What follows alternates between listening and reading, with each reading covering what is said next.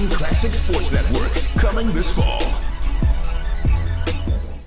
I'm very excited about the mixture of very, very competitive teams, as well as the teams that I feel like that we would go nose to nose and are going to be great games, as well as some other games that we are hoping to maybe rotate a lot of people in, get a lot of experience going into the conference season. But we really like to stay local as far as our away games go, because we think that we get a lot of our fans to be able to travel, and there are good crowds with those in-state and just southern border type schools like the Toledo tournament, where last year I felt like we had at least 300 to 400 people with red shirts on cheering the Titans on. So I think we have a great mixture of teams on our schedule that are going to prepare our team for the Horizon League Conference. We did struggle last year on the road, so we need to get as many road games in as possible so that we are very comfortable when we get on that bus or on that plane and going to someone else's venue, and understanding that, hey, you know what, it's not like they have invisible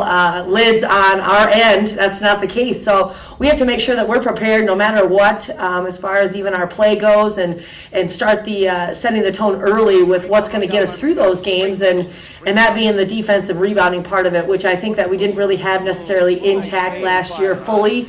But with the addition of our new assistant coach and our current assistant coaches, I think that we have a real solid idea about what we want to do on that end of the floor, and I'm very excited about implementing that. And no matter where you go, Tahiti, Alaska, you can always have your defense and rebounding be consistent.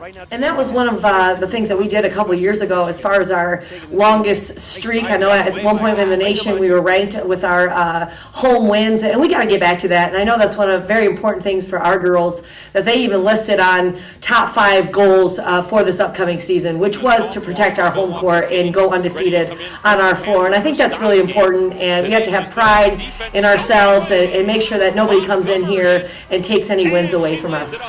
It's very exciting. I just to see some of the players that went down last year that were real contributors and were going to be for us. It's really hard to function and not making any type of excuses, but it seemed like just every other week there was something going on, and with the seriousness of concussions, we had a couple last year, and those kids were held out for a few weeks at a time. And I think our biggest problem last year was just the inconsistency of knowing who was going to be on the floor and how many minutes they could be playing. So I'm just real hopeful that this year that we can have everybody back healthy and just have more of a consistent lineup, roster, rotation, and know who we can count on each and every night.